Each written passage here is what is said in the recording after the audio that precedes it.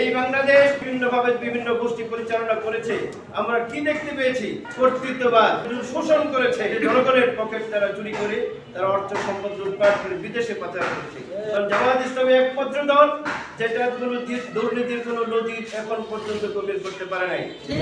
সম্মানিত উপস্থিতি, আপনারা জানেন এই বাংলাদেশ আজকে 54টি বছর হয় স্বাধীন হয়েছে, কিন্তু আমরা শুধু গোলামি করে গেলাম। আমরা শুধু ভারতের বা আমাদের বহিরাগত যারা যে রাষ্ট্রগুলো রয়েছে তাদের শুধু আমরা গোলামি করে গেলাম। কিন্তু আমরা 1971 সালে স্বাধীন হয়েছি, কিন্তু সেটা শুধুমাত্র কাগজে কলমে। আর কাগজে কলমেও সেই স্বাধীনতা আসলে মূলত কি স্বাধীন হয়েছিল পাক ভারতের সাথে বিনিময়।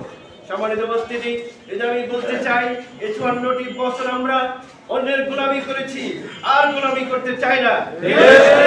আপনারা নিজেরা সিদ্ধান্ত নেবেন, চিন্তা করবেন এবং আপনাদের বাড়ির ভাড়াটিয়া, আত্মীয় স্বজন, পাড়া প্রতিবেশী এবং আরো যতদূর সম্ভব অন্যদেরকে বোঝাতে হবে যে আমরা গোলামি করতে চাই না, আমরা স্বাধীন হতে চাই, বাস্তবিক পক্ষে স্বাধীন হতে চাই। আর এই স্বাধীনতা তখনই সম্ভব যদি জামায়াত ইসলামী বাংলাদেশকে সংসদে পাঠানো যায়। আপনাদের নিশ্চয়ই মনে থাকার কথা, 2001, 2, 3, 4, 5 সালে যখন আমরা জোট সরকারের আওতাধীনে ছিলাম, তখন আমাদের 2 জন মন্ত্রী ছিল, তিনটি মন্ত্রণালয় তারা পরিচালনা করেছে। কিন্তু আমরা কি দেখতে পেয়েছি? অবশ্যই আপনাদের মনে থাকার কথা, দুর্নীতির দায়ে শীর্ষ নেতৃবৃন্দকে জেলখানা যেতে হয়েছিল। কিন্তু আমাদের 2 মন্ত্রী চ্যালেঞ্জ করে বলেছিল যে আমাদের বিরুদ্ধে যদি 1টি পয়সা দুর্নীতি বের করতে পারে আমরা নাকে খত দিয়ে চলে যাব।